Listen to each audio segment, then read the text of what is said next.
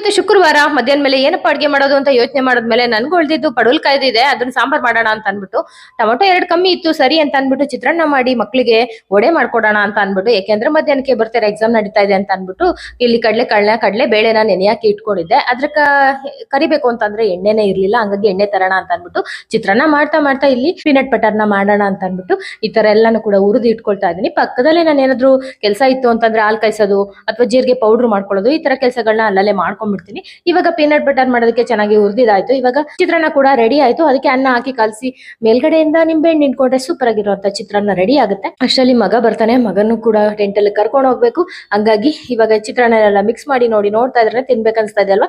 ಇದ್ರ ಜೊತೆಗೆ ವಡೆ ಮಾಡೋಣ ಅಂತ ಅನ್ಬಿಟ್ಟು ಹಂಗೆ ನೆನೆ ಹಾಕಿದೀನಿ. ವಡೆ ಮಾಡಿಲ್ಲ ಇವತ್ತು. ಇದ್ರ ಜೊತೆ ಚಟ್ನಿ ಕೂಡ ಮಾಡಿದ್ದೆ ನೋಡಿ. ಪೀನಟ್ ಬಟರ್ನ ಇವಾಗ ರೆಡಿ ಮಾಡ್ತಾ ಇದ್ದೀನಿ. ಇದನ್ನ ಚೆನ್ನಾಗಿ ರುಬ್ಕೊಂಡ್ರೆ ರೆಡಿ ಆಗುತ್ತೆ. ಬಿಸಿಲು ಜಾಸ್ತಿ ಇತ್ತು, ಯಾಕೋ ನನ್ಗೆ ಸ್ವಲ್ಪ ತಲೆ ನೋಯ್ತಾ ಇತ್ತು. ಹಂಗಾಗಿ ಮನೆಯವರು ನೀನೇನು ಹೋಗ್ಬೇಡ, ನಾನ್ ಕರ್ಕೊಂಡು ಹೋಗ್ತೀನಿ ಅಂದ್ರು. ಸರಿ ಅಂತ ಚಂದು ನೀನೇ ಬರಮ್ಮ ಅಂತ ಅನ್ಬಿಟ್ಟು ಹ್ಯಾಟ್ ತಂದು ಹಾಕಿದಾನೆ.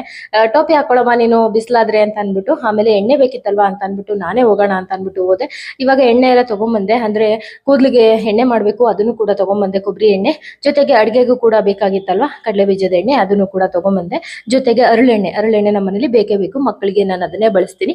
ಹಂಗಾಗಿ ಅದನ್ನು ಕೂಡ 2 ಲೀಟರ್ ಅಷ್ಟು ತಗೊಂಬಂದೆ. ಅದ್ ತಿನ್ಬೇಡ ಅಂದ್ರೆ ಮಕ್ಕಳಿಗೆ ಯಾವಾಗ್ಲೂ ಬೇಜಾರಾಗುತ್ತೆ ಅಂತ ಅನ್ಬಿಟ್ಟು ಚಂದು ಪಿಜ್ಜಾ ತಿನ್ಬೇಕು ಅಂತಂದ, ಅದನ್ನು ಕೂಡ ಕೊಡ್ಸಿ ಬಂದೆ. ಡಿಮಾರ್ಟ್ಗೆ ಹೋಗಕ್ಕಾಗ್ಲಿಲ್ಲ. Thank you.